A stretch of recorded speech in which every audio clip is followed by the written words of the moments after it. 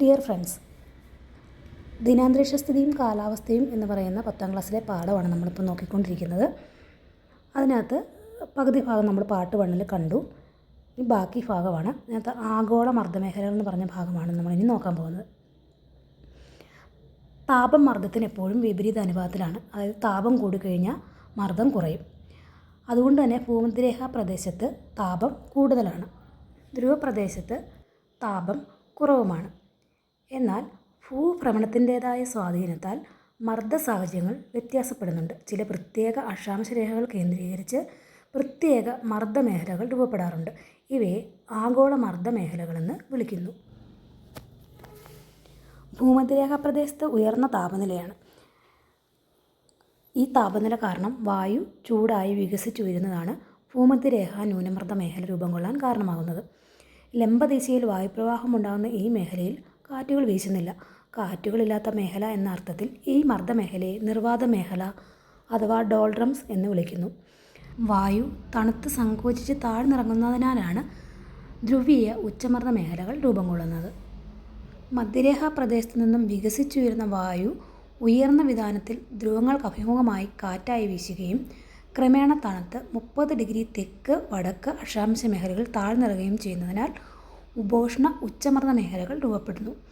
ഏതാണ്ട് 60 ഡിഗ്രി തെക്കും 60 ഡിഗ്രി വടക്കും അക്ഷാംശ മേഖലകളിൽ പൊതുവെ താപനില കുറവായതിനാൽ ഉച്ചമർദ്ദ സാഹചര്യങ്ങളാണ് രൂപപ്പെടേണ്ടത്. എന്നാൽ ഭൂഭ്രമണത്തിൻ്റെ സ്വാധീന ശക്തിയാൽ ഈ മേഖലയിൽ വായു വൻതോതിൽ ആകാശത്തേക്ക് ഉയർത്തപ്പെടുന്നതിനാൽ ഉപധ്രുവീയ ന്യൂനമർദ്ദ മേഖലകൾ രൂപപ്പെടുന്നു.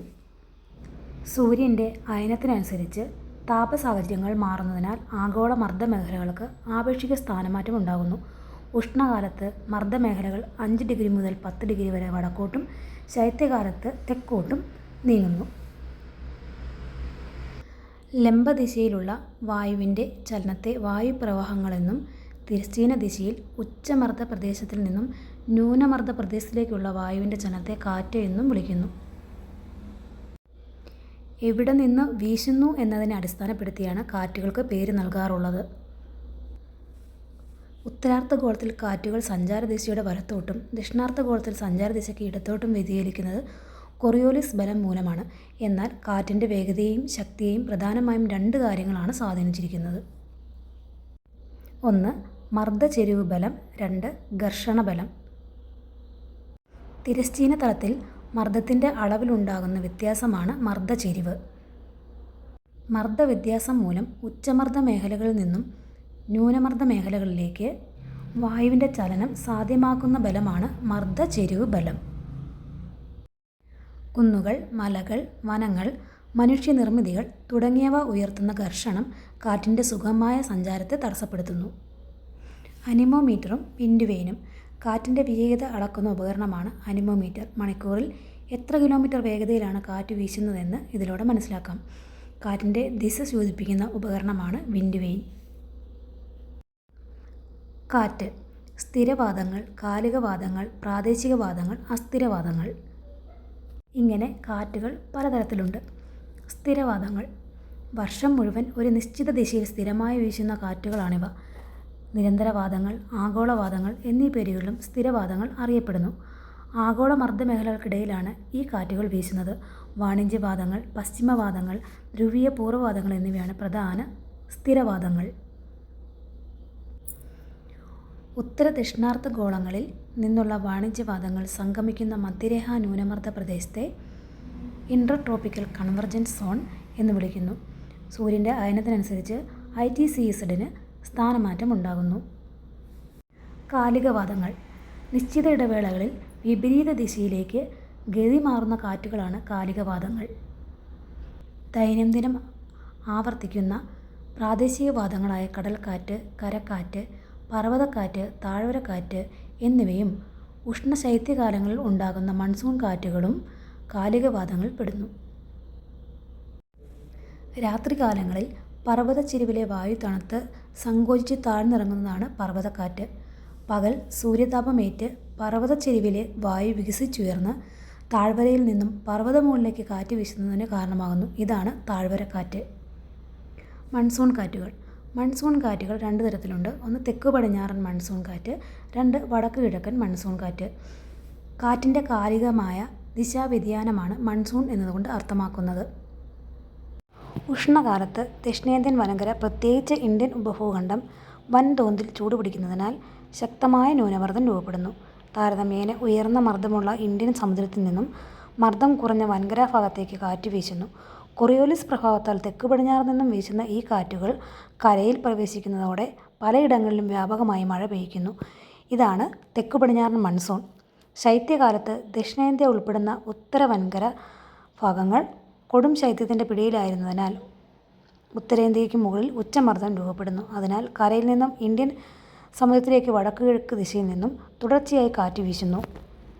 പൊതുവെ ഈർപ്പരഹിതമായ ഈ കാറ്റുകളെ വടക്ക് കിഴക്കൻ മൺസൂൺ കാറ്റുകളെന്ന് വിളിക്കുന്നു. ലോകത്തിൻ്റെ പല ഭാഗങ്ങളിലും പ്രാദേശികമായ താപമർദ്ദ വ്യതിയാനങ്ങൾ മൂലമുണ്ടാകുന്ന കാറ്റുകളാണ് പ്രാദേശികവാതങ്ങൾ. അതത് പ്രാദേശിക നാമങ്ങളിലാണ് ഈ കാറ്റുകൾ അറിയപ്പെടുന്നത്. ലൂ ഉത്തരേന്ത്യൻ സമതലത്തിലാണ് വീശുന്നത്. സവിശേഷത: ഇതൊരു ഉഷ്ണക്കാറ്റാണ്. ചിനൂക്ക് വടക്കേ അമേരിക്കയിലെ റോക്കി പർവ്വതച്ചരിവിലൂടെയാണ് വീശുന്നത്. വരണ്ട ഉഷ്ണക്കാറ്റാണ്. ഫൊൻ യൂറോപ്പിലെ ആൽപ്സ് പർവ്വതനിരയിലൂടെ വീശുന്നു. വരണ്ട ഉഷ്ണക്കാറ്റ്. ഹെർമാറ്റൻ ആഫ്രിക്കയിലെ സഹാറ മരുഭൂമിയിലൂടെ വീശുന്നു. കൊടും ചൂടിന് ശമനമേകുന്നു. അസ്ഥിരവാതങ്ങൾ ഹ്രസ്വകാലം മാത്രം നിലനിൽക്കുന്നതും ശക്തിയോ ദിശയോ പ്രവചിക്കാനാകാത്തതുമായ കാറ്റുകളാണ് അസ്ഥിരവാതങ്ങൾ. ചക്രവാതങ്ങളും പ്രതിചക്രവാതങ്ങളും ഈ ഗണത്തിൽ പെടുന്നു. ചക്രവാതങ്ങൾ ന്യൂനമർദ്ദ കേന്ദ്രങ്ങളിലേക്ക് ചുറ്റുപാടുകളിൽ നിന്നും ശക്തിയായി കാറ്റ് ചുഴറ്റി വീശുന്ന വ്യവസ്ഥയാണ് ചക്രവാതങ്ങൾ. ഉഷ്ണമേഖലയിൽ രൂപം കൊള്ളുന്ന ചക്രവാതങ്ങൾക്ക് മിതോഷ്ണമേഖലാ ചക്രവാതങ്ങളെ അപേക്ഷിച്ച് വ്യാപ്തി കുറവാണെങ്കിലും കൂടുതൽ വിനാശകാരികളാണ്.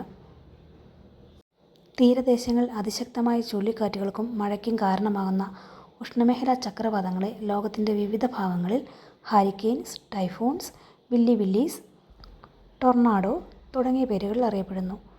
മിതോഷ്ണമേഖലയിൽ ഉഷ്ണവായുവും ശീതവായുവും സന്ധിക്കുന്ന വാതമുഖങ്ങളിലാണ് മിതോഷ്ണമേഖലാ ചക്രവാതങ്ങൾ ജന്മമെടുക്കുന്നത്.